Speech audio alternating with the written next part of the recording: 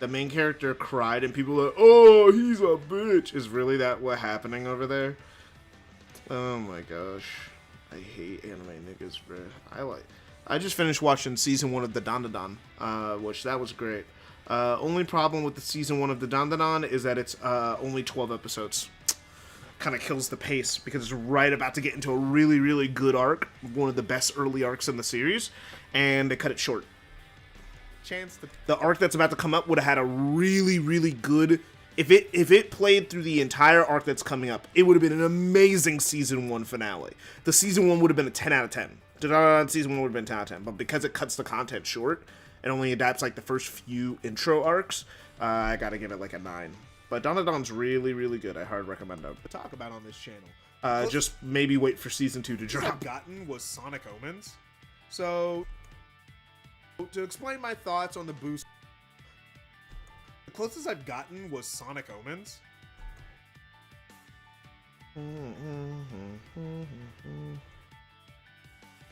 Okay, that was it. That's all I needed from Sonic Omens. I don't mention it in this video.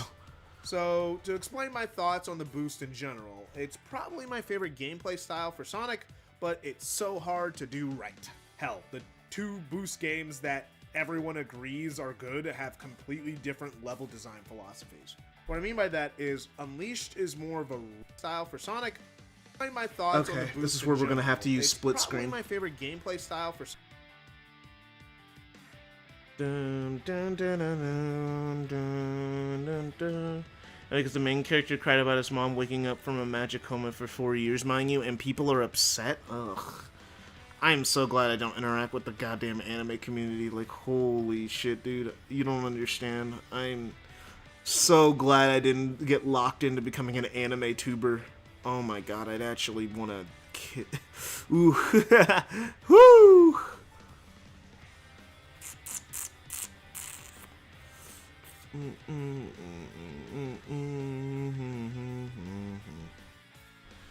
There's split screen. I was just looking around.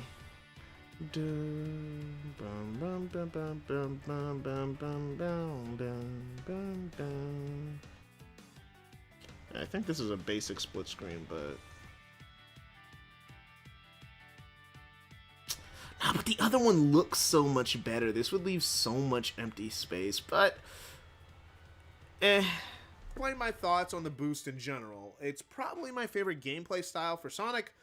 Should I use this? But it's so hard to do right. Hell, the 2 boost games that No, it doesn't take up the full screen. So that's the problem. It just doesn't take up the full screen.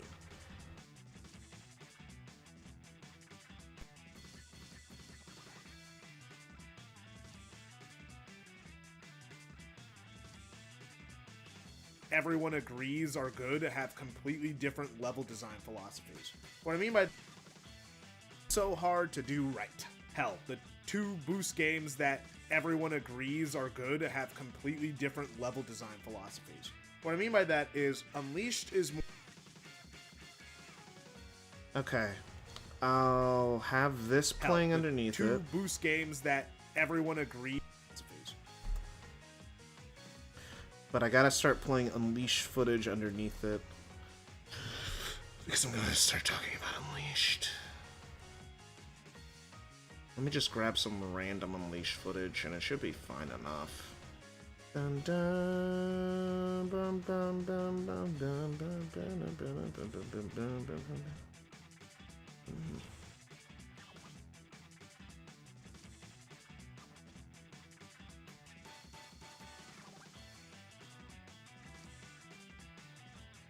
There we go. I was wondering how to do this last time I was doing the split screen. I was like freaking out. I was like, how do I do this properly? I like forgot how to do this for a while. I'm not gonna lie.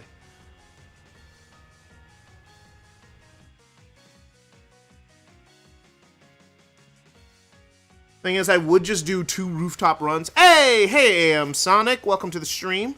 Don't mess with anime fans. They hate a character having emotions and not aura farming for every second of the screen. Yeah, that's the thing with people get into a show for the aura farming, and it's like people like it's frustrating. It's frustrating. I get it. Hell, the 2 boost games that ever. Okay, so then for the second one, let's grab some Sonic Gens. Sky Sanctuary. Yeah, let's get the Sky Sanctuary footage. What the heck?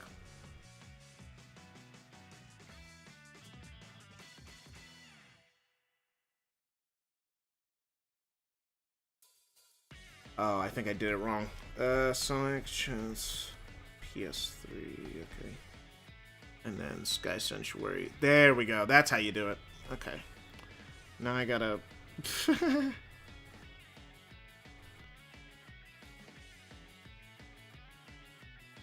Give me a second. Still classic Sonic.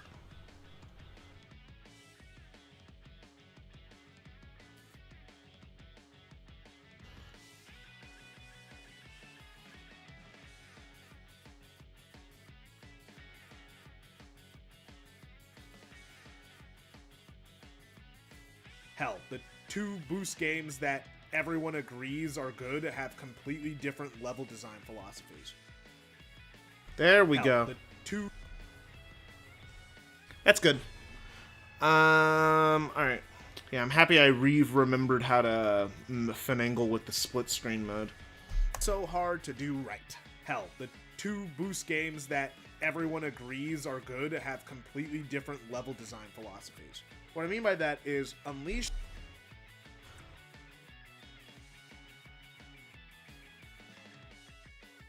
Yeah, and I'll show Chunan footage.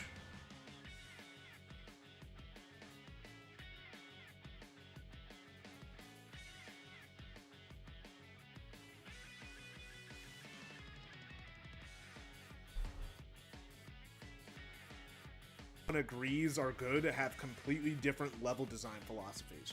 What I mean by that.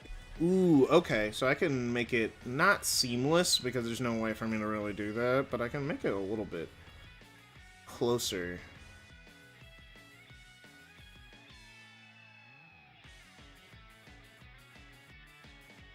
Yeah, the jump is here.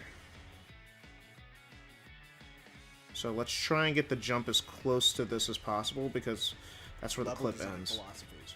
What I mean by agrees are good have completely different level design philosophies. What I mean by that is Unleashed is Whoa. My computer chugged through that a little bit. Let me check up if everything's okay. everyone agrees are good have completely different level design philosophies. What I mean by that is okay, so just a little bit more,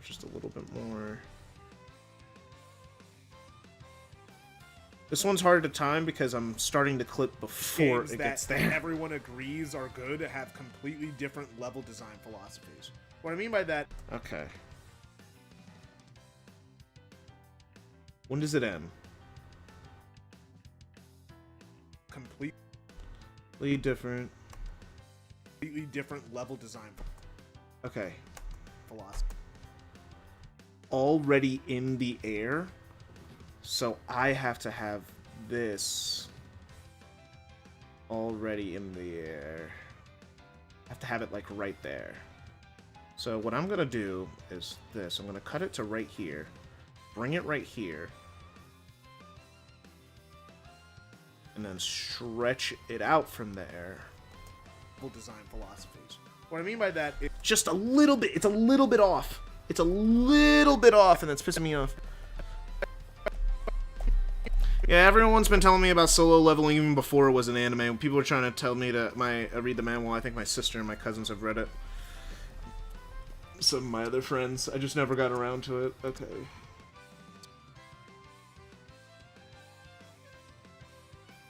Okay, so I made the mistake of doing it like that. Maybe I gotta put it here. Different level design philosophies. What I mean? Ugh, this is so hard to time. Okay. Because it can't start moving without anything in front of it. Okay, let me try this. No, no, no. It needs to be there because it starts moving dramatically beforehand. Okay.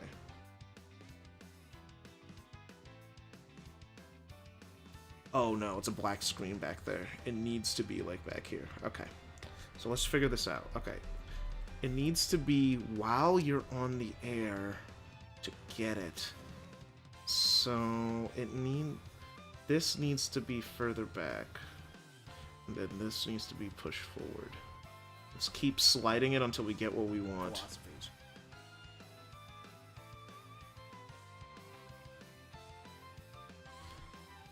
Philosophies. Yeah, I made a mistake with the timing. Misunderstood what I had to do. Now I gotta do this piecemeal. Design philosophies.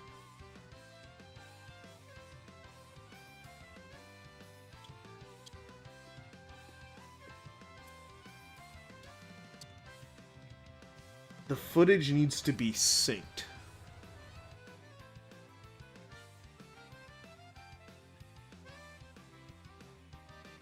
So now it's behind it.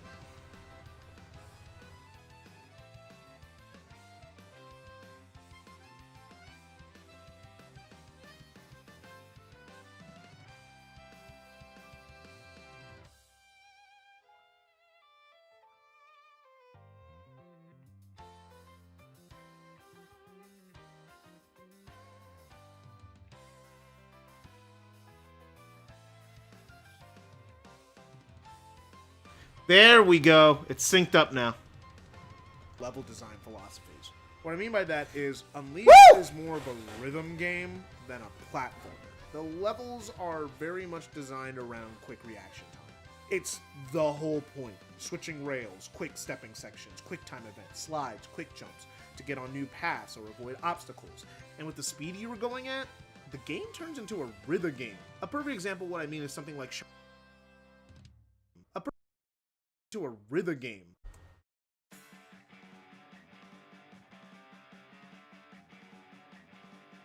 Okay. Are very much I don't think I have to designed change around anything here. It's the whole point. Switching rails, quick stepping sections, quick time events, slides, quick jumps to get on new paths or avoid obstacles. And with the speed you were going at, the game turns into a rhythm game. A perfect example of what I mean is something like Shamar. You were going at, the game turns into a rhythm game. For example, is what I'm talking about is Shamar. Game turns into a rhythm game. Ooh.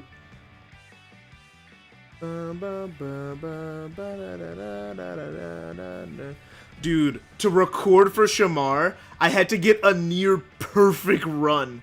I had to get a near perfect run for this video so I could show off what I meant. You know how hard it is to get a perfect run in Shamar? Shamar is so hard to get a perfect run. It's hard to get an S rank. It's hard to get a perfect run though, or you're like not getting hit by anything. You're dodging, you're sliming, you're sliding, you're jumping, you're quick light speed dashing, you're drifting, you're doing the quick time event, you're getting the perfect air boost, it's like, bruh, this level is so tiring. It's so tiring to get this level.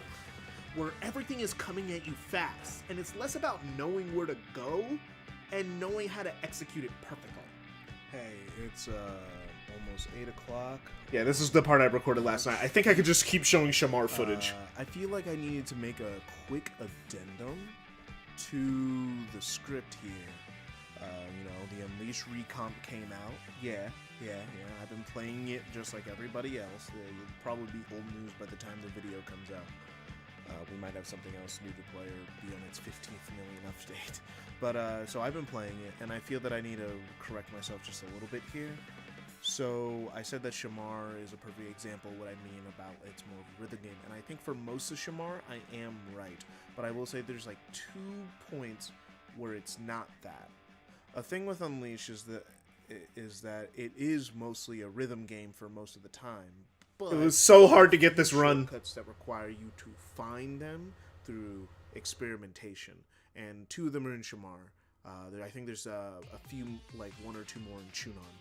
But in Shamar, if you are, it's like there's a loop, and if you jump out of it at the right time, you skip a whole platforming section, and You know how hard it is to not get hit by those pillars? moving forward to the speed path. And also later in the level, there's a spring that launches you upward that nothing tells you to air boost, but if you air boost, you skip another platforming section. So there's 2 parts where like you have to kind of figure it out yourself and experiment, like I'm going to get into later with Sonic Gems, where there's a lot of you have to find the shortcuts. But I will say that while, so I'm not completely incorrect, Unleashed, those reactions, those shortcuts require an insane amount of timing to get out. That loop shortcut in Shamar is like, you got like a split second to get that jump out before you get locked into an automation segment. Almost like it's unplanned. I know it was planned, but it feels like it wasn't. And the other Shamar one, you really just gotta go for the air boost really quickly as soon as you hit the peak of the spring. You can miss that pretty quickly. It is a preference thing at the end of the day. I think I should clarify that all of this is just preference on what you prefer. But yeah, that's just before someone hops in the comments and goes like, actually in Sonic Unleashed, you do have to find shortcuts. It's like, yeah, you do. There's a few places in that, and Shamar was probably not the best example, but Shamar is my favorite level in the game, and a lot of it is a lot of dodging, left, right, left, right. You see a shortcut, you got to take it really quickly. A lot of it is really quick.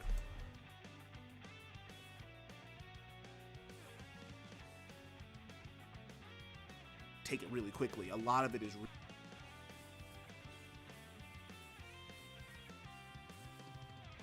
really quick reaction time and a lot of. Yeah, this is just filler footage.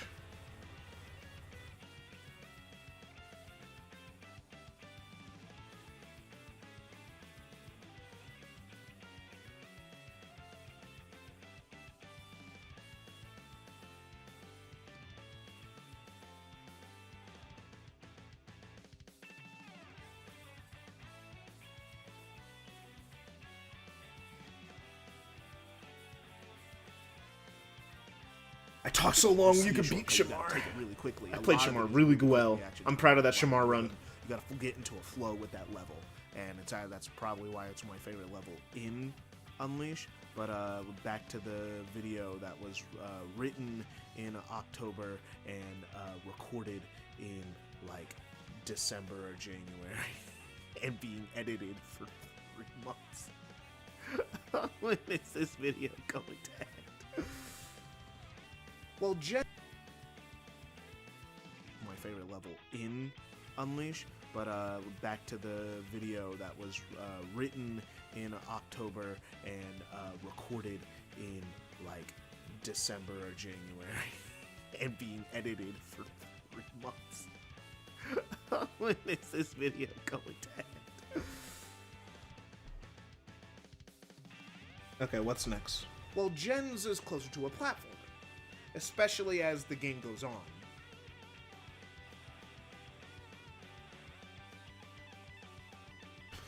Okay. Let me get that Sonic Gems.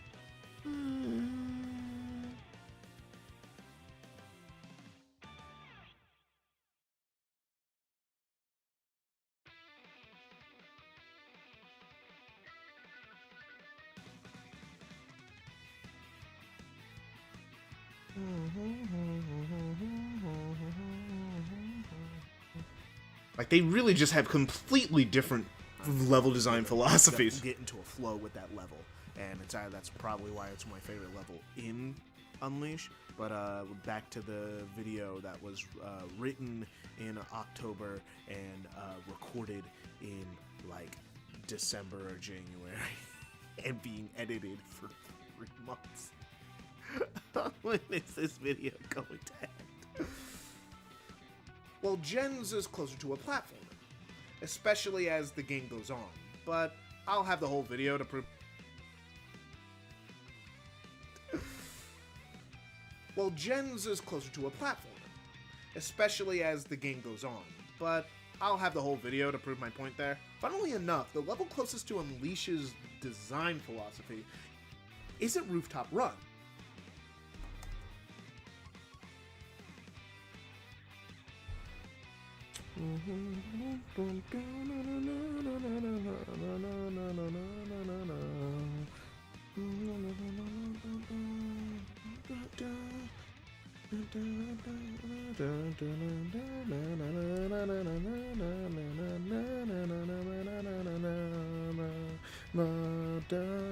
It's green. Hill. Even it does things that Unleash never really did when it comes to shortcuts and pathways. Like I said before, Sonic Unleashed is more about being able to take the shortcut. Sonic Generations is more about being able to find the shortcut. Green Hill Act 2 is half and half. I don't know if it was the first level in production, but it sure feels like it has the most amount of Unleashed DNA inside of it. It has a lot of reaction time challenges. Like this first turn if you want to get to the top. 4. Sonic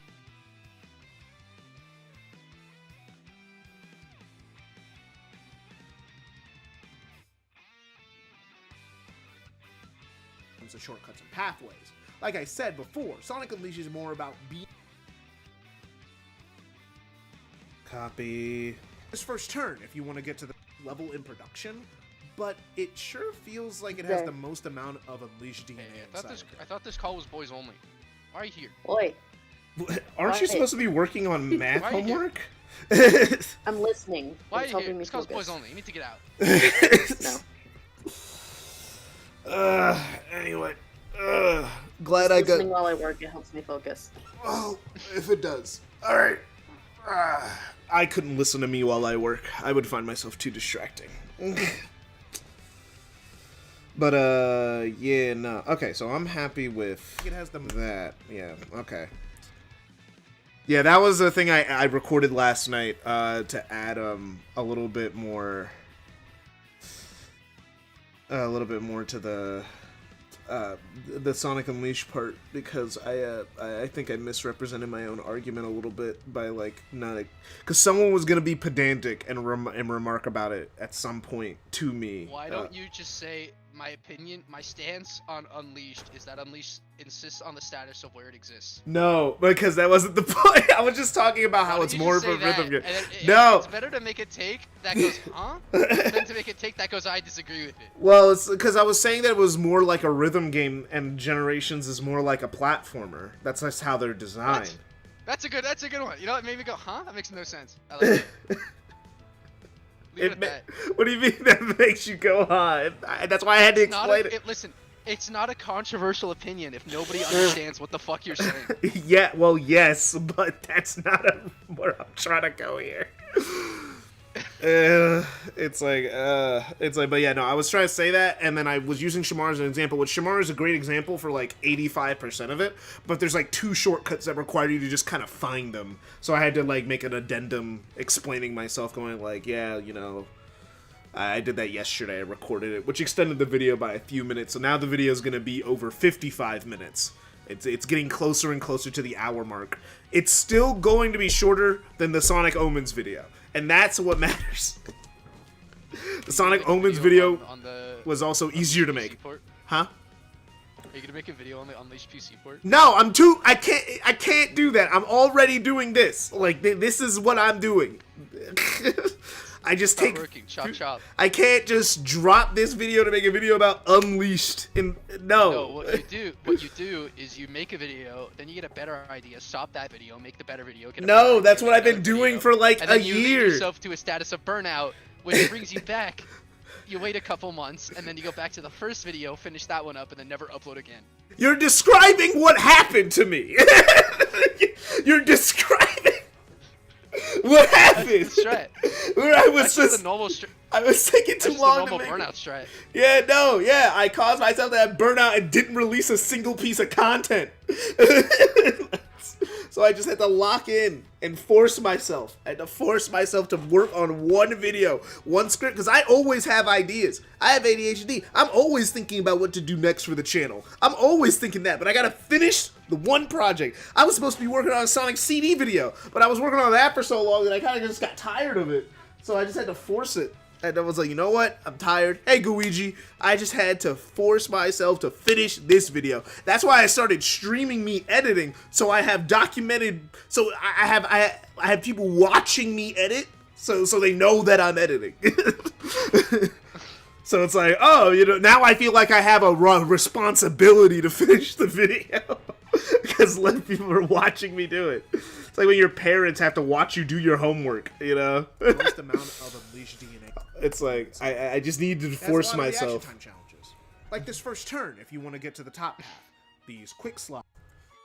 If you want to get to the top path. Looking at Unleashed mods to download, but all these are like not good. These. There's one that I like don't download changes most Sonic's. mods. Yeah. Sometimes there's like really cool mods, but all character mods that I've used, like even the Shadow one, is like jank. Well, it's because it's It's got week one. It's week one Well, mods. it's not- Purpose in Modern Sonic no, because it's they not because of that. don't It's like do been on the it was made for the Xbox version, and it was just made, you know. Oh, people just were with the porting swap their. audios.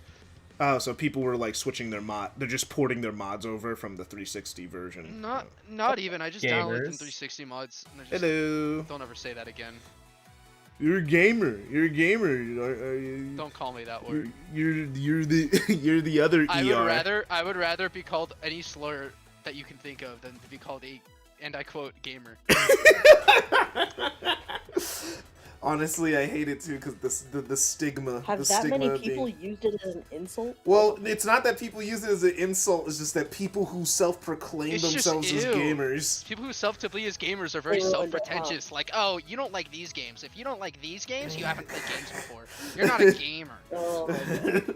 Or It's just or it's such a self or it's such a self-imposed. Oh, imagine if You know, what, I'm gonna look something up. or they go like gamer gamers are definition. oppressed, or they're like gamers are oppressed. You know. yeah, you know why they're oppressed? Because they're weird and nobody wants to be around them. And Okay. trust me, it's You not have the because you're a privilege to gamer. Person who Play plays games, you're not video oppressed. games Shut or the fuck up. role-playing games. Right? Keep that to Okay, yourself. I don't want to so- know. I don't want to know. I don't want to know you play games, man. But yeah, it does come from like it's like honestly, I wouldn't love being like if people in my real life were calling me a gamer, I'd be like, please don't call me It'd be that. like my spine would like tingle. It's like no, I play Yeah, games. of course I don't exist. Of course I don't exist. It's like I That's play fine ga- for You me. don't exist. You exist to yourself. It's like I play games, but you know, I also do other things. You know, like I watch TV, I read books, you know, I make things. I'm currently making a YouTube video. I play music. You know, I have other interests outside of just being a video game person. Okay, Who so I'm in not terms of- going through my life only listening to video game OSTs, going like, nah, guys, I don't. This is real music right here. Your Mega Man 6 soundtrack. I don't listen to that Sabrina Carpenter. You know, I listen to Mega Man 6. That's the only music I listen to. It's like, no, I'm not doing that. All right. Yeah, if you're doing that, you're missing out on Olivia Rodrigo. It's like there's good music out I there. don't like Olivia Rodrigo because all of her music is about the same message about boys suck, but I'm better and I'm cool and I'm her. So I'm gonna ignore them boys. It's girly pop music. Yeah, it's girly pop music, bro. What do you expect? That's all the music comes down to. And also, that's not all of it. Let's you know, see. Let me pull Not all up. music, but- I'm like, Olivia I don't listen to her like. Rodrigo. The only songs I've listened to her was that Driver car, you know, where she was making it about Sabrina Carpenter's boyfriend at the Schrader, good for you. I know- Happier. I know Get him back. Jealousy. All I time. It's want. like I know I list. I also the other song that I like from her is the song where she was talking about like being a like a woman having to live up to expectations. It was like, you know, Barbie movie ass song, and I was like, oh yeah, this is good. I like this song. I'm fine. I'm really fucking fine. I like that song. But yeah, I haven't listened to a lot of Olivia Rodrigo. Okay, so it seems like gamer is pronounced, and I quote, Geymer. Oh no, that's Yeah, game. That's gay gamers. They label themselves that. They have like their own distinct moniker. That's They gay label themselves gamers. as that? Yeah, gamers. Gamers. They have their own moniker, you know, for themselves. No, stupid. like It's like no, I think this it's is, I see it on like Twitter or like sometimes on That's posts. like they- that's like if it's like someone who's left-handed who plays games calls themselves a left-handed gamer. It's like Oh, Sonic appeared again. Welcome Sonic to the chat. Oh, The top path. These quick slides. near No, the end. because like, see, like, this look at rail- this. This is the official definition for gamer in the editing stream chat. Like, in this rail it's after straight the up. fish. It's straight Nothing up. That's compared how to you layers- pronounce it. a this person who rail- kills noobs for fun. Synonyms: online killer and bad guy. accurate. Bad person. Probably says I'll slurs. send an explosion gif. The Sonic Unleashed PC port just supports 360 mods. Yeah, I mean, I hope so. Fish. Yes. I the mean, same game. yeah, Nothing Peak in Unleashed. this I'm rail so after happy the for Peak fish. Unleashed because it's such a good game. Yeah, it's pretty good. Okay, let me try and time this out properly. Okay. This rail This rail after the fish. Okay. in this What fish? In Green Hill. The fish. these quick yeah, slides. the giant fish. You know, it's like kind of the big set You play piece. the game. It's kind of like the thing you can't miss it. You're Yeah, like required. Even speedrunners have to go through it. These quick slides near the end. Yeah, but I don't know. I was kind of just thinking about like Biggs fishing, and These like quick slides near I the guess end. that was what I was thinking about. You know, Biggs fishing. If you Oh, I you could remember. make a Oh, the camera I clips into the remember that. ground here. Didn't like some Sonic event say they were going to announce like a new adventure and that was And Big Fishing Adventure. Yeah, the camera clips into the ground here. That's funny.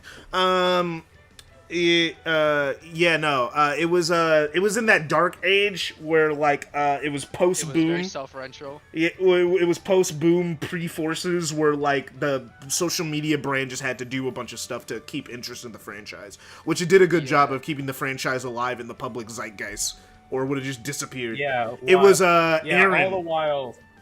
It was Aaron. He was the old social media manager. He did all that stuff. Well, that's where he did those self-referential stuff, the Big Yeah. Fishing It was Adventure all- 3 memes.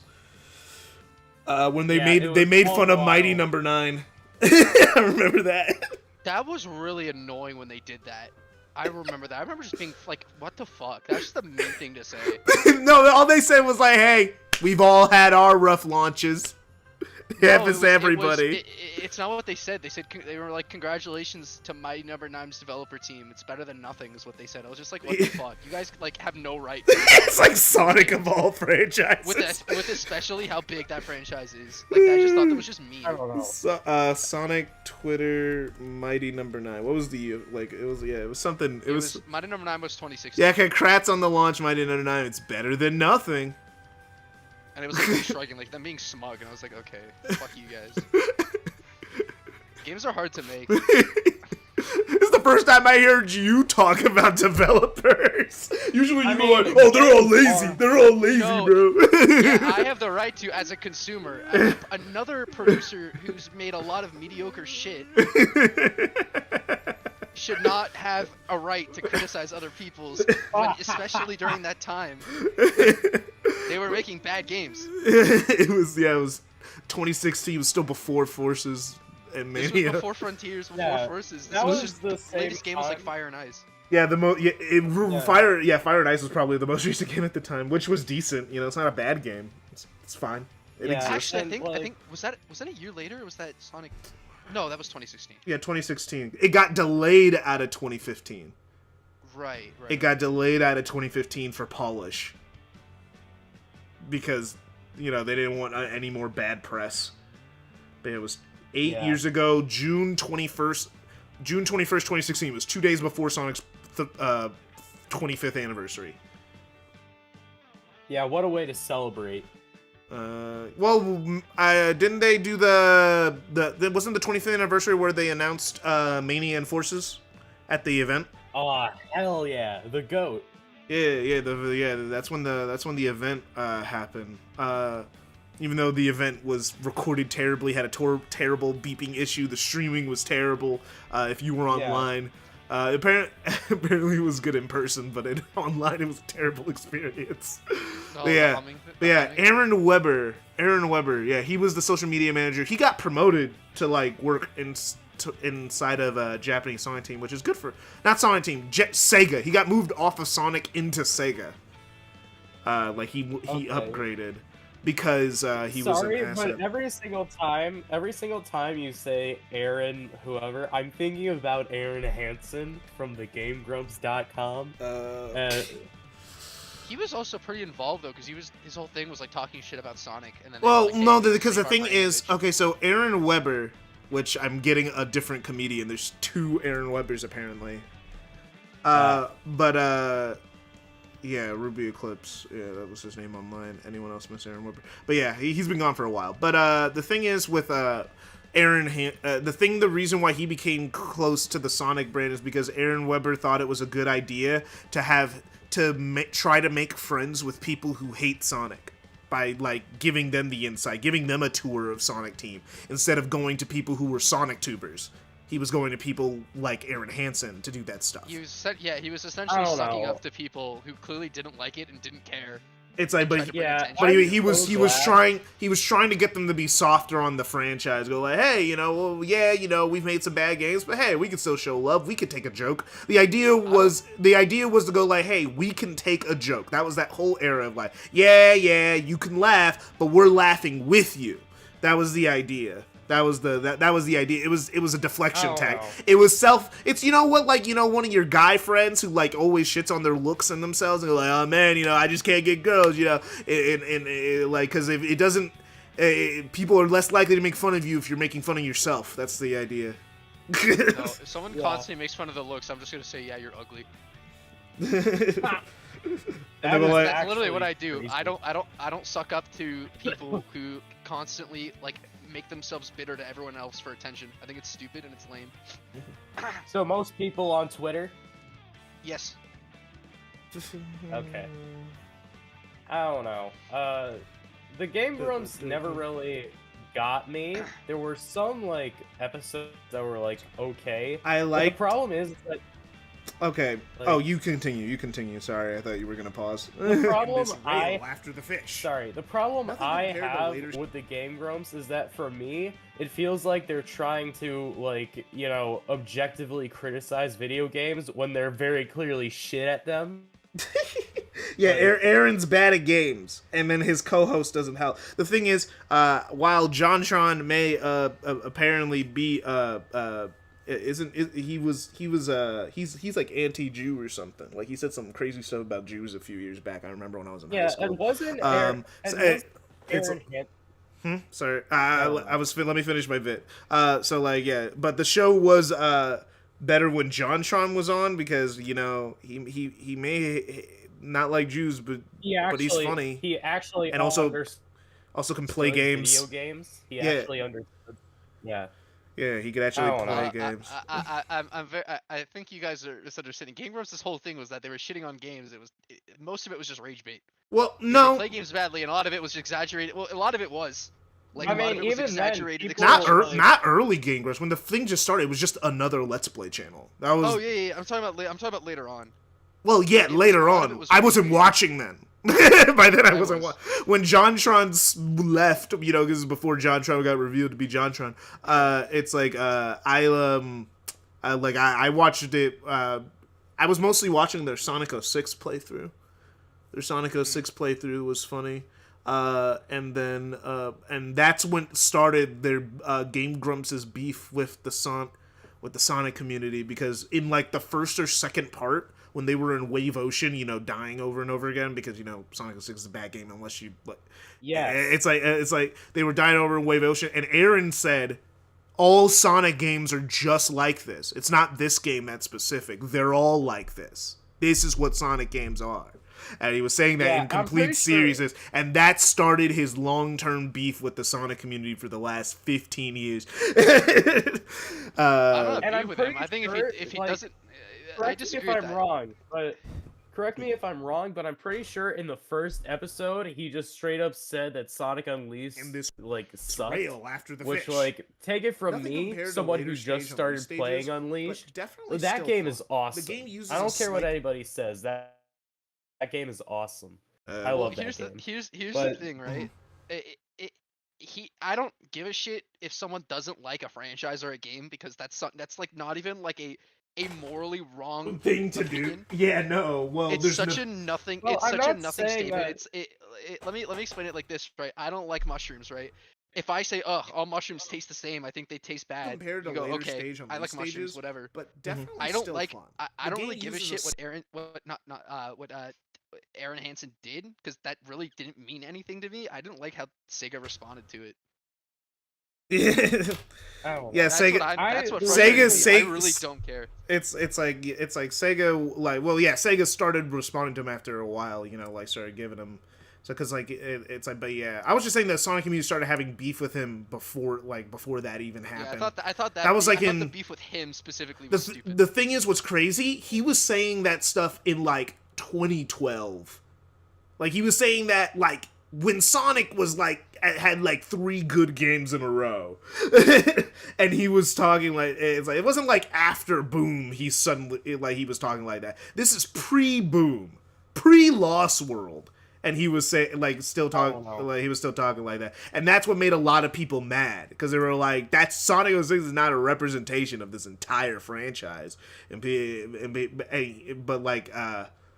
thing is, another thing that people like, you may not experience this, and I never did, because like I wasn't that in tune with Sonic, like a lot of my teenage years, but a lot of people genuinely did get shit on because Game Grumps talked shit about Sonic in their real life. Like it translated. That's on the audience. It's like it transitioned over. Their audience was very annoying about stuff. So like there were people who genuinely were like being adversely affected by this guy, like constantly talking bad about the franchise and the fans. Okay, whose fault is that? A little bit of it. You have control over how you say things. Here's the thing. When you constantly make fun of a fan base, it's gonna cause other people to do the same thing, and then make fun of the. I would say make fun of the product, not the people who like the product a lot of the times, unless you that's can. My problem. Oh, okay. Mm-hmm. Sorry. What I wanted to say was sorry if I'm interrupting you. Mm-hmm. The thing I wanted to say is that the reason this era of Sonic was hard to get through post generations was because the community around it like put such a bad taste in their mouth. Not just the Game Grumps for just straight up like manipulating people into talking bad about Sonic fans and the franchise as a whole. But I'm pretty sure that was also around the time that like I don't know, Chris Chan came back momentarily. Chris Chan never left. That's a common misconception. He was always there. He never left. He was there and he was documented. Yeah, he was documented. He never left. He never left, bro. He was always there. You maybe didn't know he was there. A giant list of here's what I did today. Yeah, no. We know what he was doing throughout those years. We know what he was doing every time, every hour. There was also the meme of that one Sammy, the classic Sonic kid or whatever. Your actions have consequences. That kid, yeah, that kid was around. The autism, he's cool now. He's an adult like the rest of us. I know. I've seen a lot of people still act like him, like grown men. Oh yeah, no, it's weird when you're an adult. The thing is, it's kind of weird how the internet, especially at that time, it normalized making fun of literal children. Haha, well, children. It's not that. It's that I've seen grown people who act like he does in those videos. Oh yeah, no, I'm saying you make fun of those people. I'm talking about when we were talking about that kid. There was just a thing to. He's still used in meme format. I mean, to be fair, Yeah, he owns it now. I'm just saying that, like, when he was a kid, maybe don't bully the 11-year-old on the internet, you know? Bully the 25-year-old who was about to crash out over Sonic having green eyes in Sonic 4 when that got revealed. Bully that guy. Bully that guy. That's not good. Oh, let me see if I can find that video. Let me see if I can find it. While you're looking for that, here's the thing. I think it's fine to bully anyone on the internet as long as it's like if it's like a public statement, or if they make a video on. Yeah, I stand by that. If they make a video on YouTube, it's essentially going on stage and yelling whatever you have to say to a massive crowd of millions. Yeah, but I think kids are. That's on you. No. Kids, yeah, well, maybe the internet's kids not aren't for them. kids aren't adults. They don't get the internet's not, no. It's not even no. It's not even no. Not even that. I mean, I agree that the kids shouldn't be on the internet to a certain degree. Like, I do agree with that, but I don't think that adults shouldn't be adults. You're still an adult. No, that's not. Yeah, that's not what I'm saying. I'm saying when you're in a it's like, oh, okay, yeah, but I don't think that because they're online, all of a sudden they get adult treatment. Especially when you're the adult. When you're an adult bullying a kid, you're a piece of shit. Because you're an adult. You're a grown, and you're bullying a child. Bullying means, listen, anything is bullying nowadays. If I said shut up, you're lame, right? That's considered bullying. No. If you're telling a kid to kill himself, you're a piece of shit. Fuck? Yeah, no shit. What the fuck? Yeah, that's what we're talking about.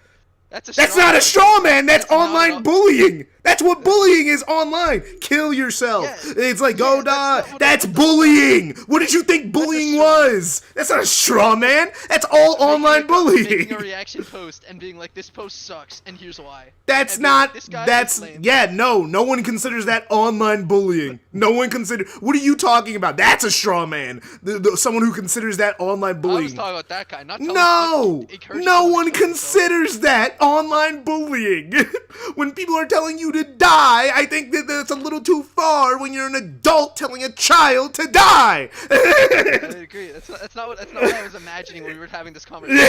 It's like, that's what I'm talking about. You're talking about like actually yelling like illegal stuff at people. Yes! What else would I be talking about? Telling someone to shut up? That's not online bullying. No one considers that online bullying. Be quiet, or you're dumb. No one's considering that. No one's saying, oh man, you went a little too far. No one's saying that. I'm talking about real bullying. I'm talking about real stuff. Okay. So we're having two different conversations. Apparently. This is my escape. Yes, it was a Knothole resident. This video. It was just another mirror 14 years ago. Would you consider laughing at someone? I am very pumped up about Sonic the Hedgehog. Oh yeah, he said this is a complete turn off. This is a complete. Comments about it. The trailer was just released, and I'm gonna go ahead and watch it live here on YouTube. So here we go, everybody. Oh my god. Would you consider laughing at someone bullying? Laughing at someone. Not harassment, not different from harassment. Just laughing, like making a post, being like, "This put like I just saw this video." He laughs at me all the time. You already know what he's gonna say. Right. Well, I don't consider that. Other people would consider that bullying. So that's not bullying. I mean, like, if you're constantly tracking the person down and laughing at them, or if they've made it clear like that they aren't feeling well being laughed at for long durations, like, and you continue to do it, now you're being, now you're bullying. But like, just putting lol in the comments is not laughing. I mean, not bullying. I mean, like, I'm gonna post the link to the Knothole resident. Posted it in the chat. The what? A Knothole resident. This is the video I was on, the Sonic 4 rant. It was back in like 2010 or 2009. Where classic. He was like, classic, and then like he saw the modern Sonic model. This is before the gameplay, really. But then he saw modern Sonic, and then he was like, what is this? This isn't right! This is a complete turn off!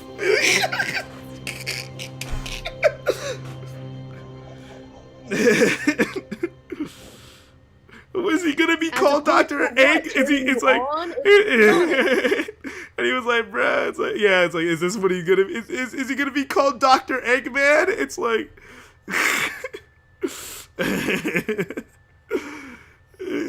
it's like, yeah, no, this is that era where like the old Sonic fans still had control over the dominant online conversation. This is a complete turnoff. It's the exact moment. misleading. It's very misleading. Sega, you have a lot of nerve. No, you have a lot of balls to even place this as a long-awaited fourth installment. Because it just conjures up the same shitty garbage from the 3D games. Yeah, this is the all 3D games are bad era.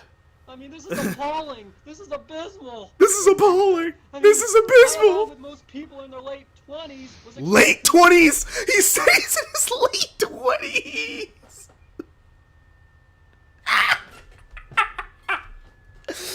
People in their late 20s. Bro, you're too old. Classic style. Black-eyed Sonic. Black-eyed Sonic. Oh, wait, that's Tails. So stressed out I can't even concentrate. This is Sonic. This is the classic Sonic. I bought this plushie in 1994. Listen, I mean, to be fair, right? Imagine if they announced Sonic Adventure 3 and it was the classic models. Like, I'd be like, what the fuck is this? Like, why? That's why I get it. Like, I'm not even like, because that's different. That's going back. That's going back. No, the modern equivalent would be announcing Adventure 3 and then using the modern Sonic. It's like no. But I'm saying if they announce the event, what would be the actual complaint is that they use the current Sonic model right now. That would be the equivalent. The equivalent to this crash out would be if they remade the adventure games with the modern Sonic model and the modern voice cast. If they made an Adventure 3 with the modern voice cast, that would be a more direct correlation of what happened here. But even then, you're 27. Right. You gotta come on. You're not even in college. Like, you're an adult when you're in your late 20s. You got no excuse. like to complain about that stuff, or like to really complain about it, like be really upset. Listen, if you have your life together, right? If you have like a job and like stable income, and you're not living in your parents' basement, and you have like disposable income, right? Then you should like be allowed to like be passionate about something that necessarily. You should be allowed to be passionate, but there's a limit when it's a child's franchise. You know what I mean? Listen, I don't disagree with that. About your whole life. I understand being I can be passionate about whatever they want. Yeah, but also no. I think that there's rules. I think that there's rules when you're dealing with children's franchises. I think there are definitely rules that need to be in place for how much you should care. Because the thing is, once you are out of the target demographic for something, you can be like, oh, I don't like that, and then move on with your day, you know? Like, it should not be like in the 2000s where 80s Teenage Mutant Ninja Turtle fans were crapping and like constantly like shitting online on the 2003 series that a whole new generation of kids were growing up with and loved just as dearly and more than the 80s show that they grew up with. Once you leave the target demo, you interact at will. You don't need to be a diehard anymore once you're grown. Because there's a limit. Like if you're 20, if you're 30 and you're still heavily invested in Disney animated movies, that's a little weird. You should have more things to worry about at this point. It's like, and not saying that you can't like things. It's like not saying that you can't like I'm not saying that you can't like things that are for children. I'm currently I'm 20. It's like I'm 20 like 23 or 24, I forget my own age. I'm somewhere around there. It's all the years kind of blend together. But like, it's like, I'm in my early 20s. Anyway, and I'm making a video about Sonic. I'm not saying you can't care. I'm not saying you can't criticize either. But like, festering being really angry, like it's like that shit, like where you're complaining and arguing with people all the time, all day about this stuff. If you're still complaining about Sonic having green eyes in 2025, you gotta move on. You're 40. You got kids. Oh, are you saying literally being mad? Like, yes, actually, like, I'm not saying having criticisms. Yeah, that's like psychotic. I'm saying being mad. Like, this talking about it makes you upset. That's what I'm talking about. Not just having a criticism. You can criticize anything. We can criticize things for children. Children deserve good things too. We as adults are reserved the right to criticize things, especially if we're going to show it to our own children one day. It's like, hey, I would like this to be a certain level of quality. There's certain things you shouldn't expect, because it's like, oh, it is for kids at the end of the day. It's not going to reach prestige television writing levels. That's not its goal, at the end of the day, but it still should be high quality and good. I'm not saying that we should accept slop for children. I'm saying that you shouldn't be like mad about it on a day-to-day, Do you think that if I'm like 50 and then Steam becomes owned by Microsoft and they have to monetize it and you have to pay for online a bunch of stuff, do I have the right to be actually pissed about that? Well, that's a little bit different. They're affecting your wallet directly on a product that you've been using. That's a little bit different. That's like being mad that the gas is higher than it was 20 years ago. Yeah, no, you still have a right to be mad about that. Let's be real. There are things to be mad about as an adult. I'm talking specifically about things when it comes to children's franchises. There's certain things that you just gotta admit, I'm not the target audience anymore. Right, this isn't gonna be for me. Don't actually physically get upset over. It's like if I want to interact with it, I will. If I don't, I don't. Pretty easy to get over it. It's like, you think I'm still seething and coping over the fact that they made a Kim Impossible live action remake? No, they did on Disney Channel, and it was not very good. Yeah, it's not good. It was a Disney Channel. It was a Disney Channel original movie. It's like, no, and it's like, am I gonna get mad and festering over it for years? No. I know it exists and I don't like it, but I'll just watch the original. That's still there. I'm not gonna throw a huge fit about it.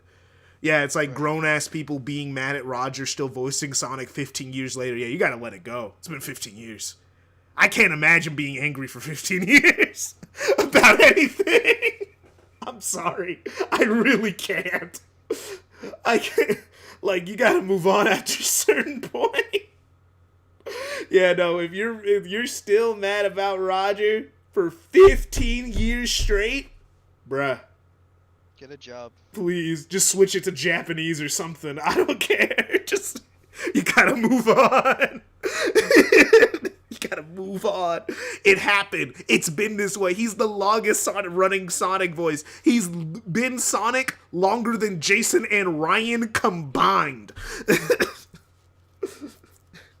You gotta move on. You gotta let it go. It'll never be the same. That ship has sailed. It'll never. But anyway, let's get back to editing. The game uses a slightly neutered Unleashed Sonic in terms of control. Let me get the cut on that perfectly.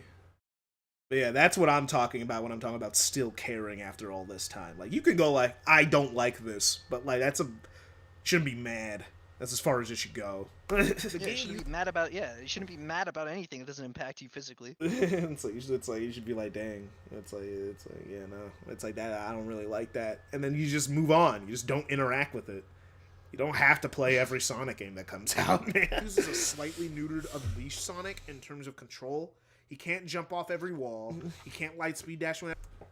1 second. Sonic in terms of control. He can't jump off every wall. He can't light speed dash whenever he wants. This is a problem for a lot of people because they prefer the freedom, and I disagree. Hold on. Those abilities are never particularly useful outside of their contact-sensitive sections anyway. Yeah, they really aren't. This is something that a lot of people disagree with me with. I really don't feel that, the generations limiting when you can wall jump or limiting when you can light speed dash is that big of a deal. Because in Unleashed, and you never really use those things outside of their context-sensitive moments, you know? So it's not like that big of a deal. I think a perfect example is like, I'll just go to Shamar. Let me use that Shamar footage again.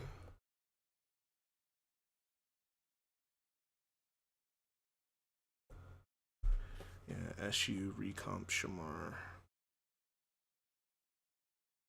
There's a specific part in Shamar I'm thinking of. Particularly.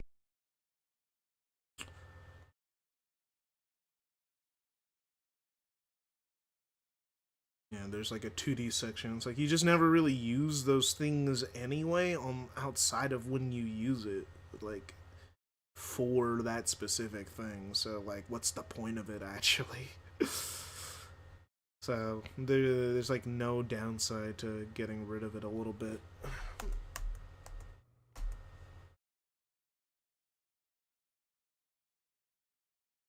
And I disagree. Okay, wait. Let me extend that a little bit. Hold on. Those abilities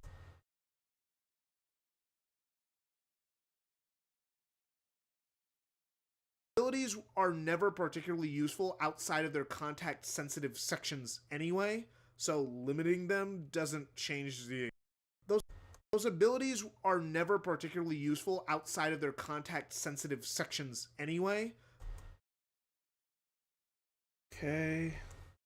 Slide that in.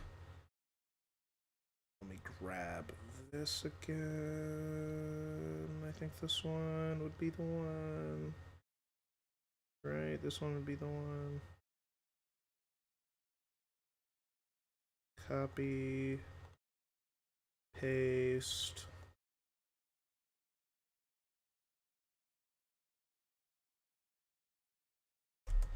Sections anyway, so limiting them doesn't change the experience.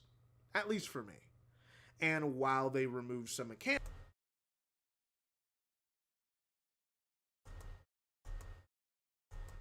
so limiting them doesn't change the experience.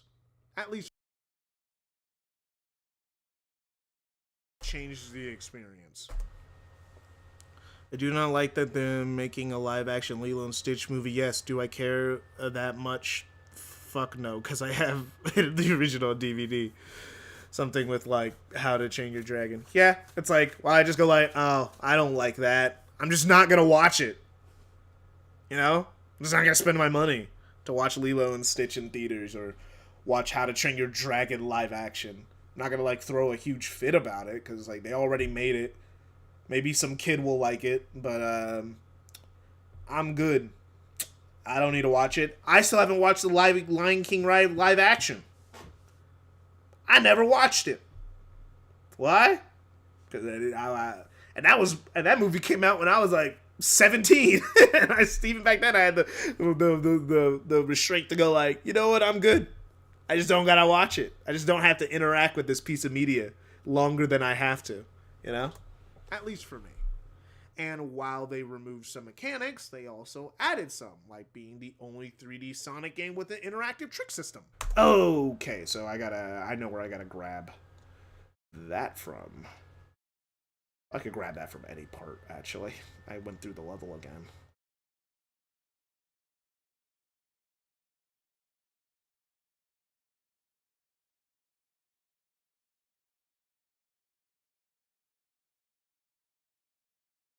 Yeah, it is the only 3D Sonic game, at least within linear stages with an interactive trick system, until Frontiers. Doesn't change the experience. At least for me. And while they removed some mechanics, they also added some, like being the only 3D Sonic game with an interactive trick system. It's really just a way to get extra boost. You have to do a different directional flick and end with a trick to get the most out of each trick ring. The Sonic game with an interactive trick system. It's really... Okay, let me grab the other trick ring in the stage. Oh, it's somewhere.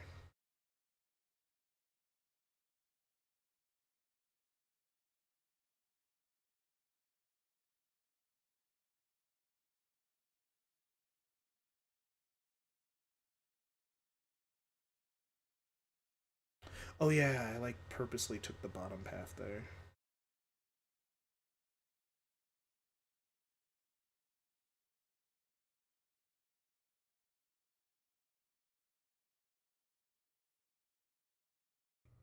And while they removed some mechanics, they also added some, like being the only 3D Sonic game with an interactive trick system.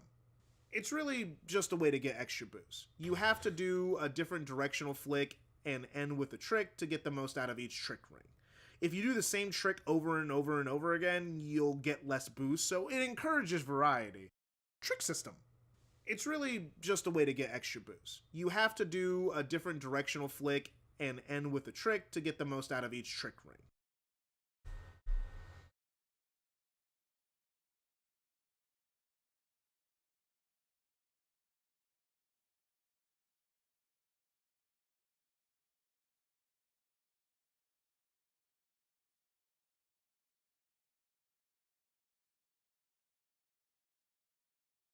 Okay. Ooh. Accidental. There we go. Same trick over, only 3D Sonic game with an interactive trick system. It's really just a way to get extra boost. You have to do a different directional flick and end with a trick to get the most out of each trick ring. If you do the same trick over and over and over again, you'll get less boost, so it encourages variety. It's incredibly simple, but it's upsetting this is the only game to do it. Literally, Rainbow Rings serve no purpose in Modern Sonic. Okay, so now, okay. They do. They don't. Rainbow Rings serve no purpose in modern Sonic games. In Sonic Forces and in Sonic Frontiers, there's no purpose because the point system doesn't even exist anymore. At least the points were given out in Unleashed a little bit, and in Colors. They don't do anything. They used to, at bare minimum, be a points bonus. Yeah, I mentioned that. Okay. So let me grab some Sonic Forces. Let's grab some Sonic Forces. Thank God for those speedruns. So I now just have all the Sonic footage sitting on my computer at all times. Saves me so much fucking time.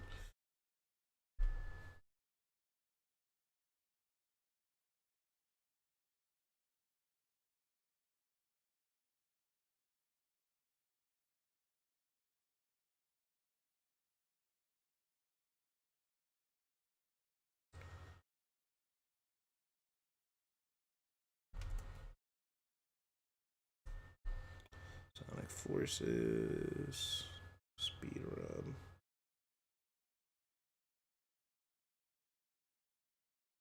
Where's a Rainbow Ring? Is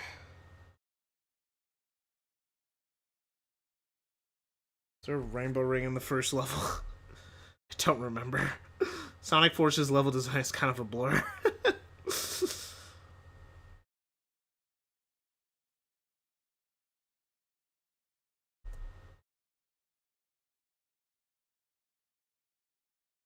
Alright. Oh yeah, let me get some music.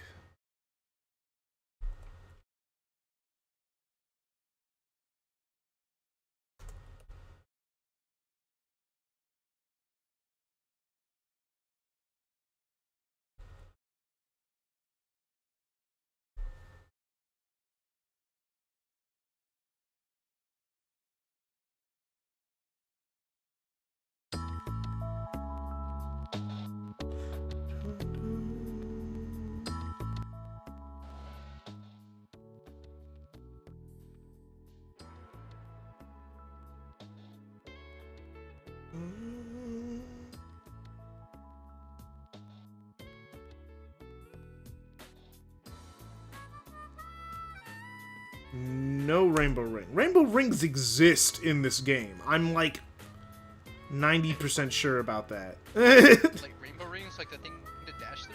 Yeah, they exist in this game. Yeah, I just gotta. Those are the. They exist. You could see them at the end of Green Hill. Sorry, at the end of the rail section in Green Hill. The rail section in Green Hill? Yeah, look. If you type in Green Hill. No, I'm going through my own footage, and I'm like, I guess I didn't go through it on that one. They have to be. I think I on the bottom path's faster, so I think I just took the bottom path in the speed run footage. Yeah, they're there. Yeah, I found it. Yeah, I guess I didn't take that one. I didn't take that path. Remember, rainbow rings are the rings you go through to start the trick system. Yeah, not in Forces. Oh, I thought you said Generations. Oh, no. I got the Generations footage. I'm talking about how rainbow rings don't do anything anymore. Maybe they are, maybe they're not there. I don't know. I'm not playing that dog shit game. That's why I'm scrolling through the footage. I know they're there. I just can't find them right now. Let me type in, I know, what was the last one? Mortar Canyon, right? Okay, so they do give point. Yeah, I see them. So they give points in Forces. But Forces is so easy to get at S rank that it doesn't really affect anything. But they do give S ranks in Forces. I mean, not S ranks. They do make the points go up. So I guess it's just Frontiers and Shadow Gens. Because the Rainbow Rings are in Shadow Gens, but they don't do anything. Because there's no point system. I wish, dude. I hope I can get Shadow Gens on PC. Because the Switch version is kind of.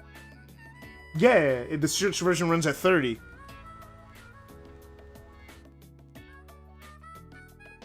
Or like, it runs at a weird frame rate or something. It runs at like 29 FPS or something like that. It's a great game. It's just, you know, the Switch version is going to be the worst version of the game.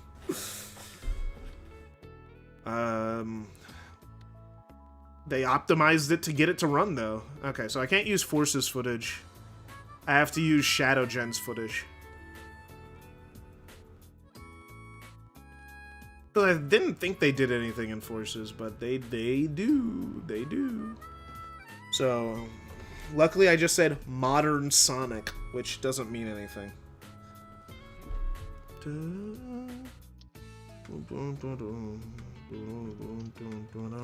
Have any other Xbox 360 like decompilations happened yet? No, it would take a few months. It took them 6 months for Unleash, so it's gonna take other people Yeah, but they released all their tools. Yeah, I know they released all their tools, but it's gonna take like a few months to get the ball rolling. People are gonna have to get teams together and stuff and work on it.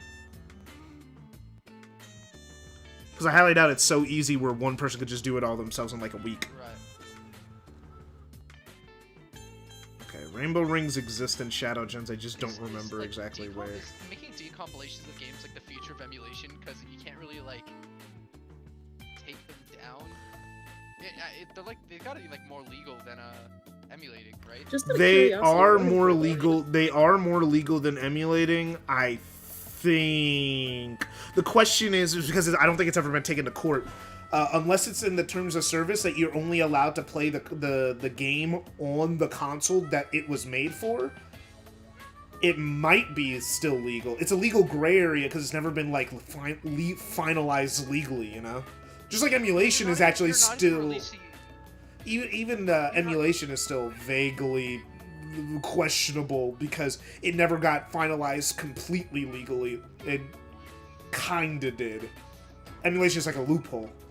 But, because, console manufacturers could say that, that you're stealing their tech, which, that's why the Switch emulations got taken down. Well, here's the thing, right? Emulating itself is a gray area because you're replicating the hardware, essentially. You're right? Yeah. That's the whole thing. With decompiling, you're just making the code of the game machine readable. It's really all you're doing. Mm-hmm. You're not even like using any other assets. You're just making code that can read. Oh no, dude, I agree with you. So now, that's like not even wrong. Yeah. But corpos, remember, corpos care about money. Remember, it doesn't matter if it's actually right or wrong. Case for it. Unless you're using stolen assets, like from Nintendo, let's say, to like make it right, then that would be an issue. But if you're just making, if you're looking at like a game file and you're reading the files, you're literally just saying, "Hey, read this." All I'm saying is that they could create a new rule of games have to be played on the hardware they were made for. or something like that. Oh, you know what? You know what? That's probably where they get them, because that's probably in the terms of use. Yeah, exactly. That it's only supposed to be played on this piece of hardware. Terms of use is such a fucking annoying thing. Yeah, it is. It is, isn't it? I agree with you. That's why I'm like, hey man, I agree with you that morally it's correct, but they might find a way to make it legally a problem. They're corpos. I don't trust them as far as I can throw them.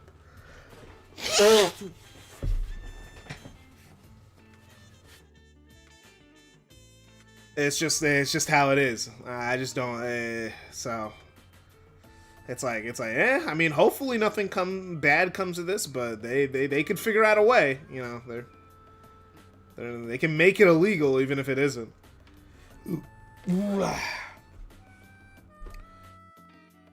There's a funny story about the music industry. They made a form of media that Sony was making. Sony made like a thing that was like better than like CDs or something. It was like pre-iPod.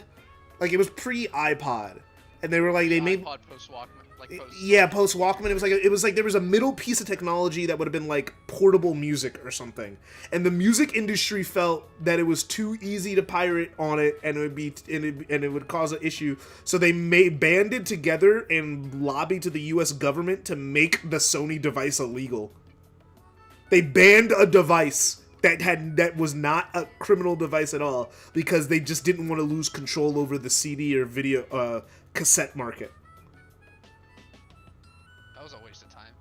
Yeah, it was, wasn't it? But they did it. The companies will do that stuff. And the government will allow it, because government, we live in an oligarchy, not a democracy, so, you know. And that's not new. That's just how it's always been. It's just more obvious now. But yeah, rainbow rings are that useless now, especially in Shadow Gens. That's probably why I was thinking about it. I was like, in Shadow Gens, they're like, they don't do anything. And in Frontiers, they really don't do anything. Especially in the linear stages.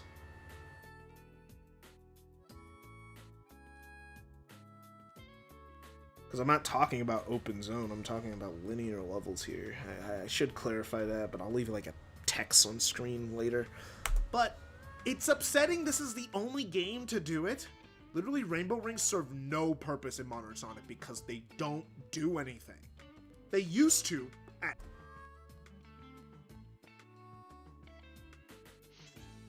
It's incredibly simple, but it's upsetting this is the only game to do it. Should I watch should I watch the Five Nights at Freddy's movie? Is it good?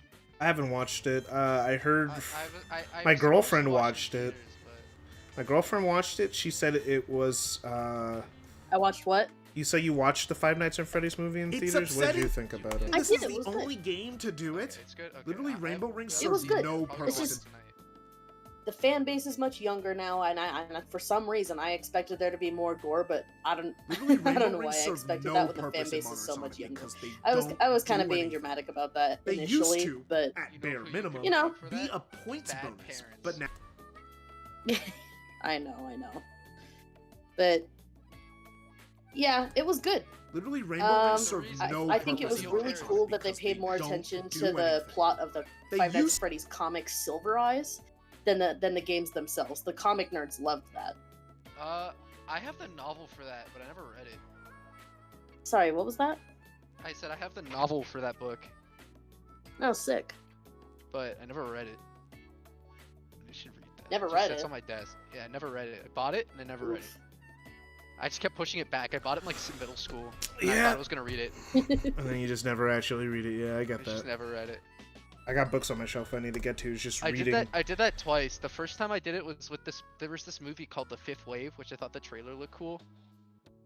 Actually, how is that movie doing? Yeah, I'm like, the fact that I've never heard of that movie until you said it says a lot about that movie's impact, I guess. What's the Rotten oh my god, 17%.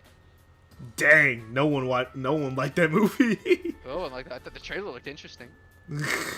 Is the Fifth Wave book good? Is the book at least? Yeah, it's like, was the book in the first place good and it was just a bad adaptation, or like what are we working with? Oh yeah, it is a good book. Yeah, people do like it. It's got a 95% like the book. Okay, so it's a bad adaptation, as most books are. You know what? At least they got a good book out of it. I should read that book though. Mm-hmm. But yeah, that's like a lot of I still say this to this day. Books to movie is one of the worst ideas I've ever seen ever, because it doesn't work. That's not true. No, the Outsiders did it. No. It doesn't work because you always have to cut something. The Outsiders didn't. Even the uncut version.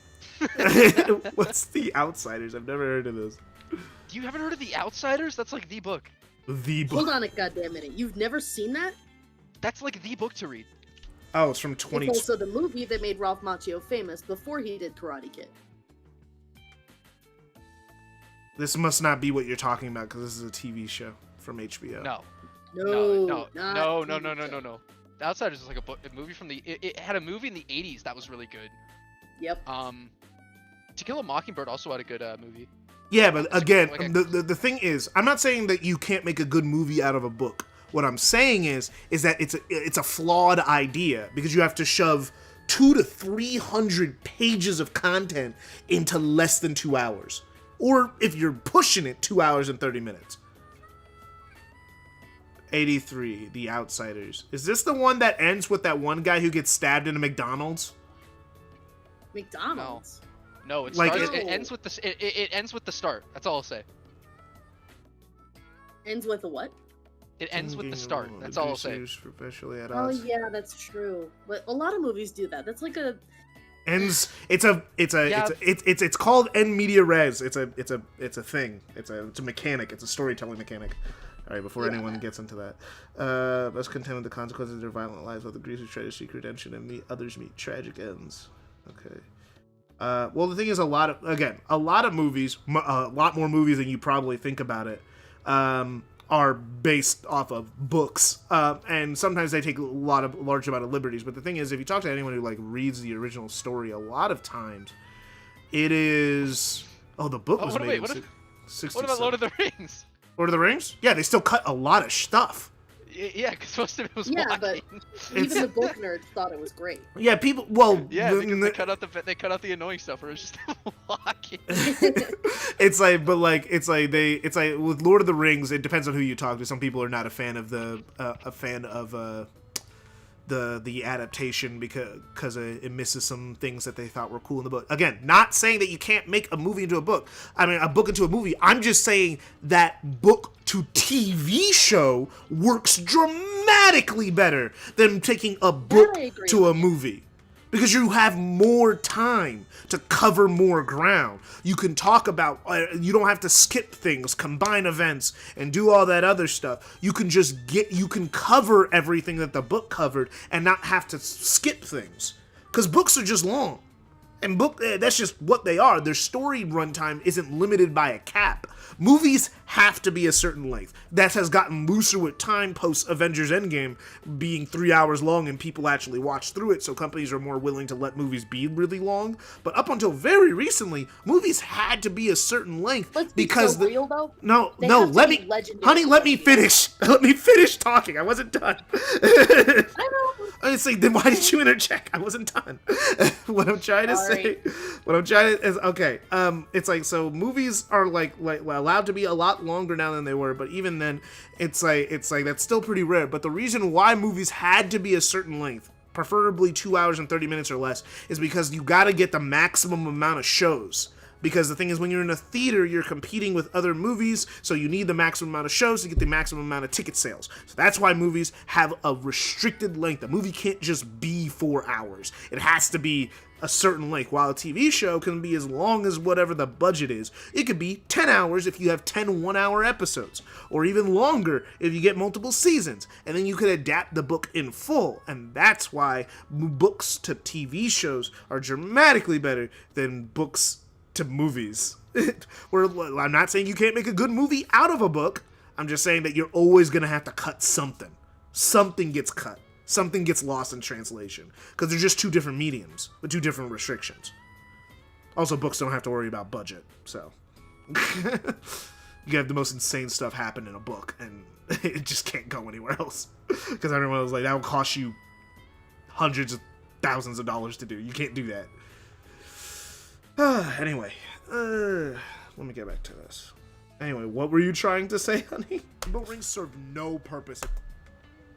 I said that for people to actually want to sit down for 3 hours, like with the Avengers movie, that movie has to be legendary for people to be willing to sit down and watch that, because that was supposed to be the lead up to a conclusion of a 10-year-long program. Yeah, but a lot of movies are just long now.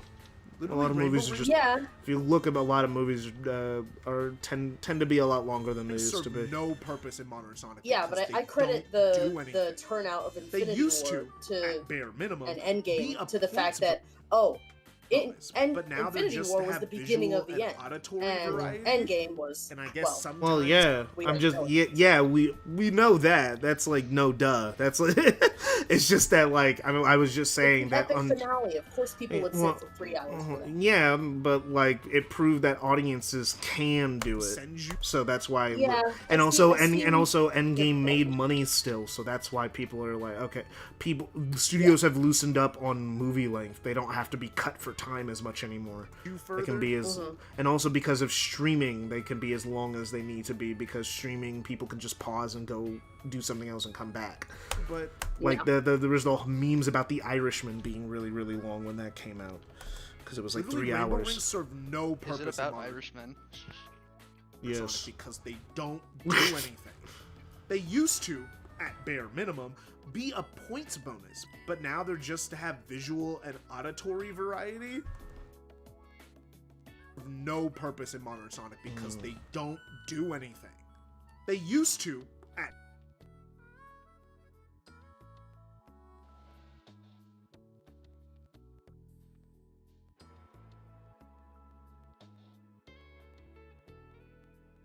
God, you get points for everything. I'm just realizing you get points. Do you get points for grinding in Sonic Forces? Because they don't do anything. Do you? Aren't points just like because they don't do anything? I'm looking. Let me see. At bare minimum, be a yeah, you get points for grinding in Sonic Forces. Jesus fucking Christ. They give you points for everything in that game. They used to, at bare minimum, be a points bonus, but now they're just to have visual and auditory variety, and I guess sometimes sends you further. They used to, at bare minimum, be a points bonus, but now they're just to have visual. They used to, at bare minimum, be a points bonus, but now.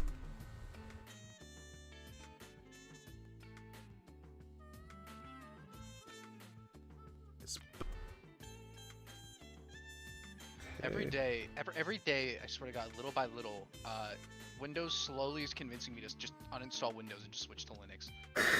What they do now? It's just this operating system is so slow. I just want to be able to like do stuff. I don't want a billion UI transitions. UI I get transitions? It looks nice. Yeah, it's like what things are you doing? Like if I click the Windows button, it has like a little slide up. I just want stuff to like just pop in and just like work. I don't know. Oh. I know it would like look worse objectively, but it would look like it looked really cheap and janky. It looked really cheap and janky, but it's like I just don't want to have to wait for this stuff. I mean, it takes like a split second on my screen. I guess I don't notice it. It does slide up. I hate Windows for a lot of other things, but like, you know, it's just that like, what am I gonna do? You know, switch to Linux?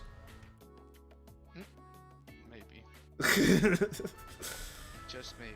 That's. But what sucks about Linux is that there's a billion versions of Linux. And then also you gotta do with Linux. It's not that it's easier to use.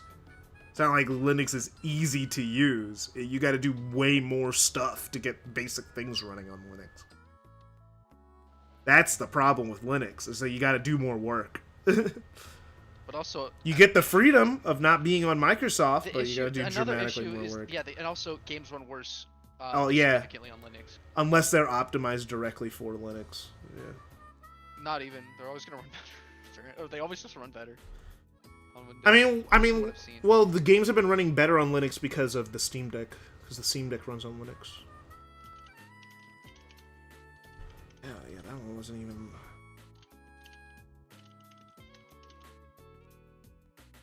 Just gotta, Rainbow Ring's just kind of like worthless now.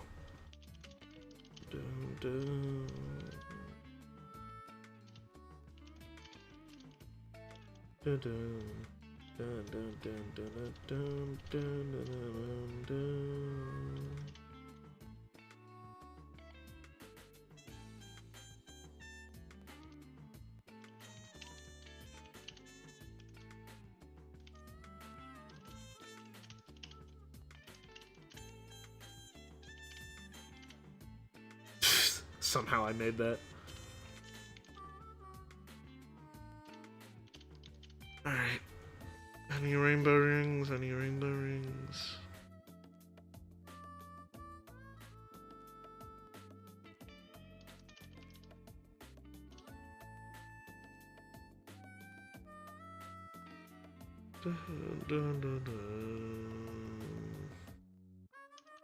There's no rainbow rings in this section, but I know there's rainbow rings on this stage.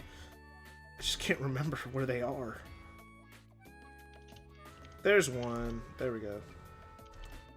But did that have to be a rainbow ring? No, it could have been a dash ring, and that's the problem. They have like no purpose anymore.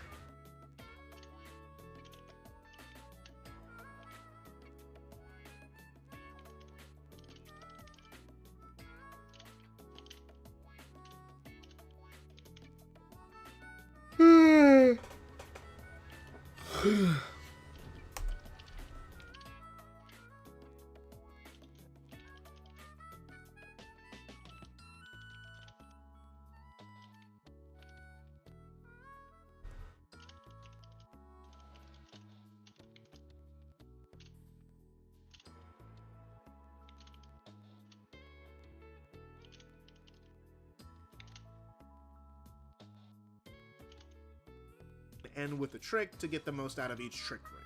If you do the same trick over and over and over again, you'll get less boost. So a points bonus, but now they're just to have visual and auditory variety, and I guess sometimes sends you further, but usually there's orange rings leading up to it anyway. Let me grab something from Frontiers.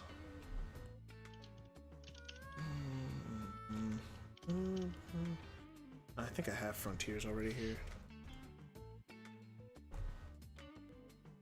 Okay,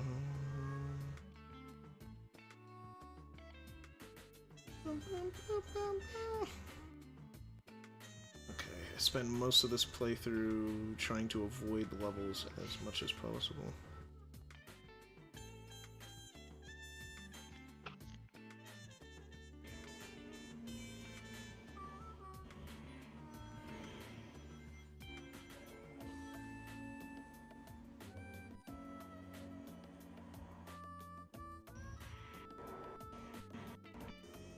I guess in the open zone also the... Okay, good level.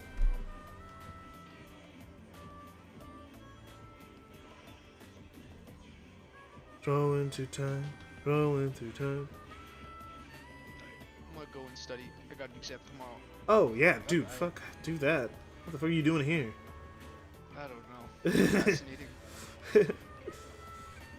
Bye-bye. I don't encourage procrastination on these streams.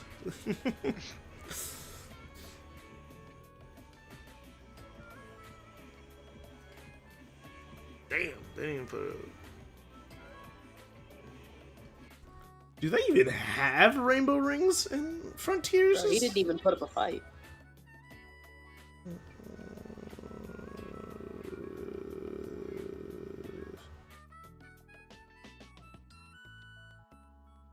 Bro, I rush through this game in such efficiency, bro. Okay.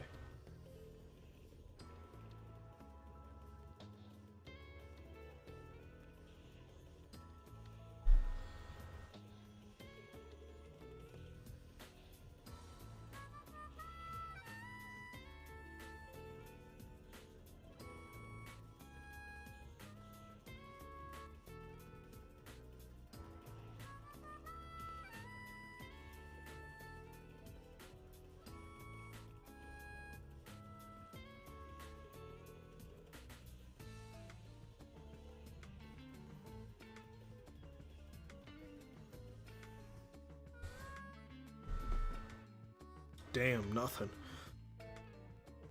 There's somewhere around here.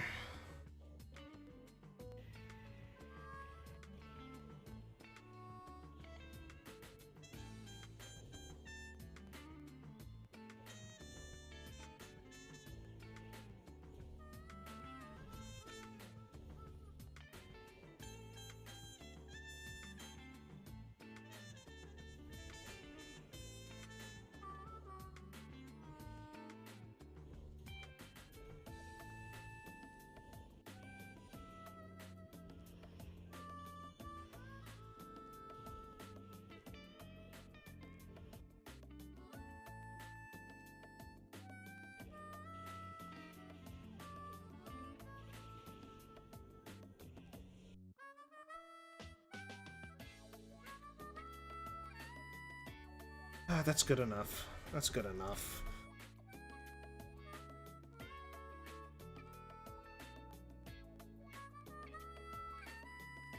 This shows off my point better than even how I say it. No purpose in Modern Sonic because they don't but usually there's orange rings leading up to it anyway. To get back to the level,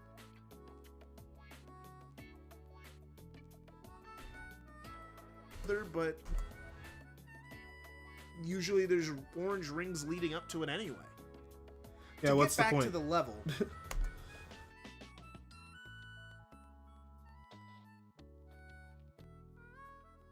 I just need a little bit more time. But usually there's orange rings leading up to it anyway.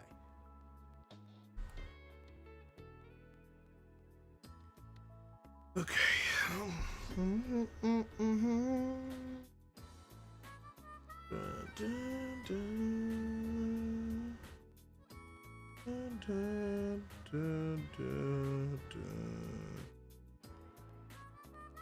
The level, it's very much a linear path that keeps having things.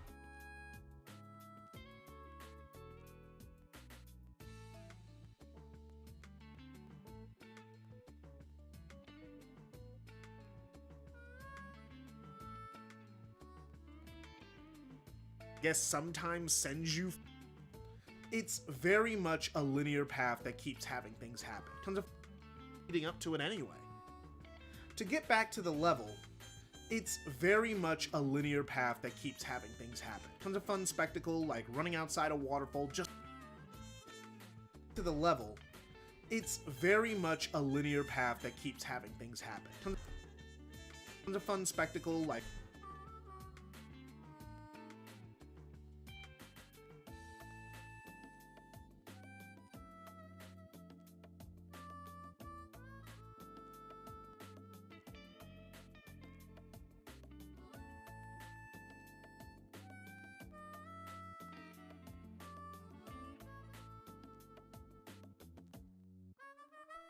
very much a linear path that keeps having things happen. Tons of fun spectacle like running outside a waterfall just to go and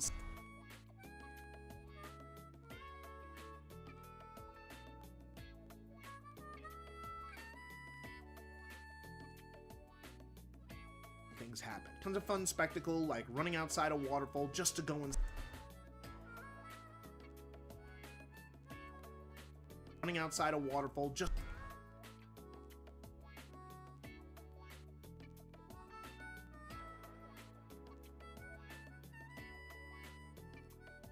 or having a waterfall just to go inside it and find a cave.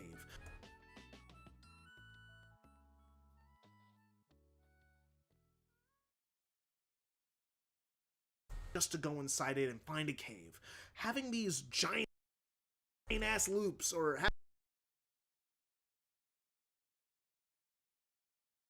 and find a cave.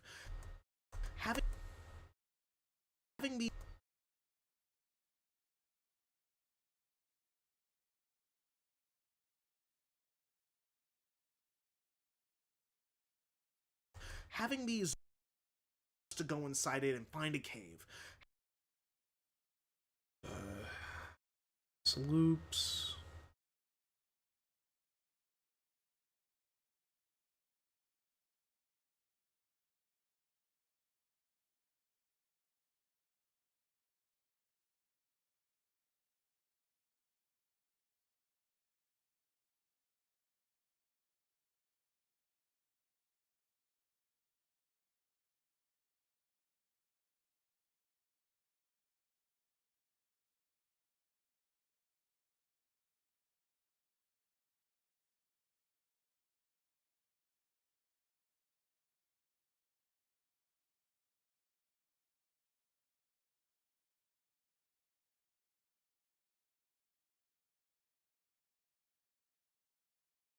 This is good.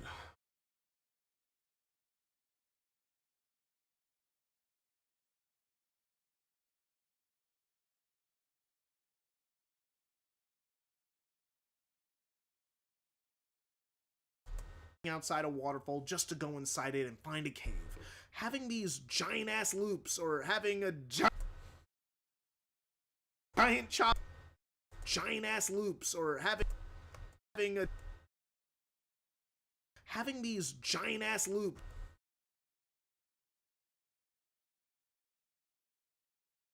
Let me get a better starting angle there.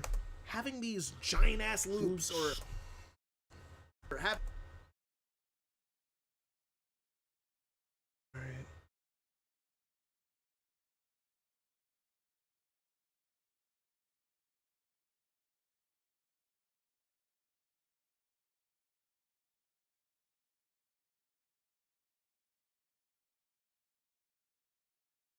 A cave.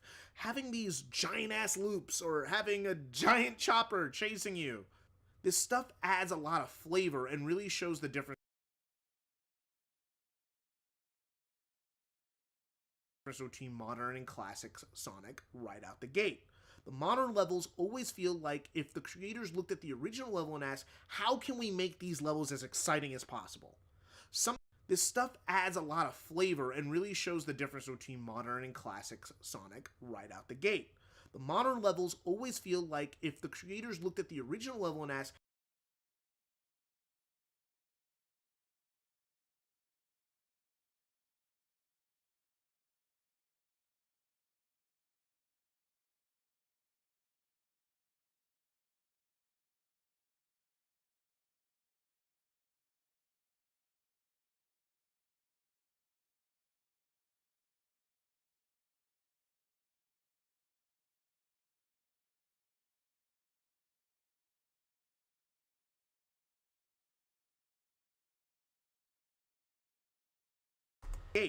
the modern levels always feel like if the creators looked at the original level and asked, how can we make these levels as exciting as possible? Something that I love in this level is being able to see other parts of the level in the background. It immediately made me think as a kid,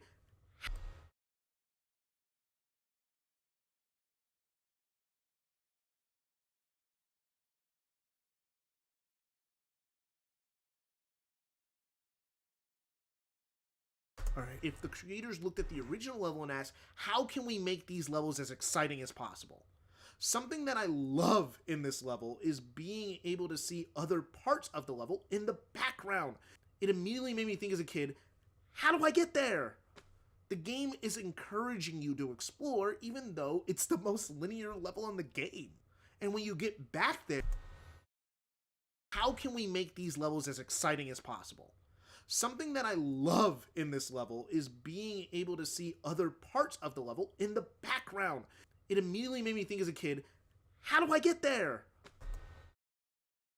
The game is encouraging you to explore even though it's the most linear level in the game.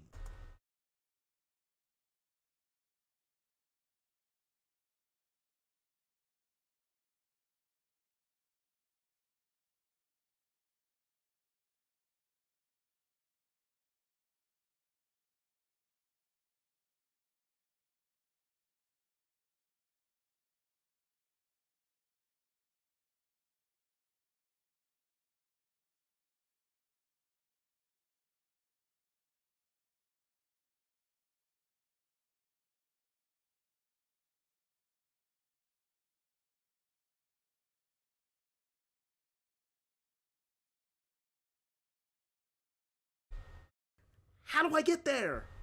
The game is encouraging you to explore even though it's the most linear level in the game. And when you get back there, you get a corkscrew set piece.